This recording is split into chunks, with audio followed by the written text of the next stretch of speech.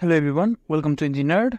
In this video, we'll be doing this problem, and it says water is to be supplied to a village having daily water demand of 66370 liters from a stream source with a say field of 0.78 LPS, right? So this is the daily water demand 66370 liters per day, and the sea field is 0.78 LPS. Through 22 public standposts, assume the flow from each public standpost as 0.10 LPS. Take hourly consumption pattern as follows. Determine the size of service reservoir. So the consumption pattern is given as below. Now, so if you see here, here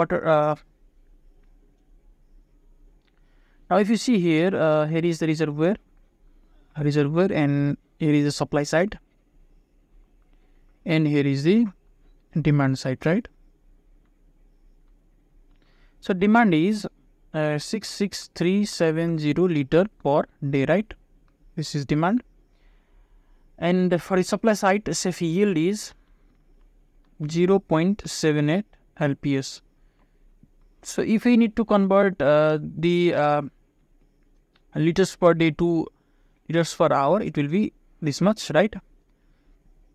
And if you need to convert water tap from the source, it will be 0.78 into 60 into 60, 2808 liter per hour. So why are we converting these values to the same unit? Because we need to see if water tap from the source is greater than or equal to water demand or not. Is it sufficient for the for meeting the demand or not, right? So it is sufficient in this case, right? So let's find the water consumption that is demand part here, right? This is for the day. So now it will be 25% of 66370, right? And it will be 0.25 into 66370. It will be 1616592.5, and again 0.35. It will be 0.35 in the next, and 23229.5. So 35% of 66370. And again, in another case, it will be 0.20 and 0.20. It will be 1313274, and here 13274, and here 0. These are in liter or liter side. Liters.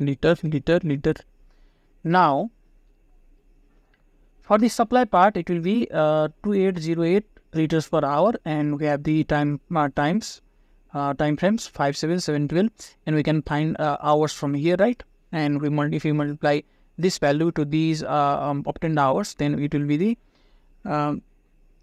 supply in particular time frame.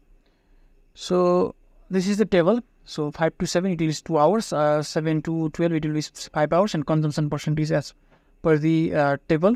Now, so this is demand, and demand is X percent of this. This is the X percent. This is the X, right? 25 for 66370, as we already obtained this, right? 23229.5, 13274, and 13274, and 0, right? And for the supply part, it would be 2808 into time, right? It is liter per hour and into time, this time, right? So it will be 5616, 14040, 14040, and 5616, and last is 28080. Now for the surplus is when supply is greater than demand, right? So in deficit is when demand is greater than supply. So in the first case, if you see here, demand is greater than supply, right? So it will be in deficit part, and the difference is difference between this and this is 10976.5, right? Now for the second part, again demand is greater, and the difference is 9189.5. Now another third one, it will be here it is supply is greater, right? So it will be in the surplus part, and another it will be demand is greater, so it will be in the deficit part, and here supply is greater, so it will be in surplus part. Now to calculate the capacity of the reservoir, we need to take what? This value, and this value, right? Why? Because this value, if area gives this value, single cannot be the maximum value, because if I add this will be more, the sum will be greater than this value, right?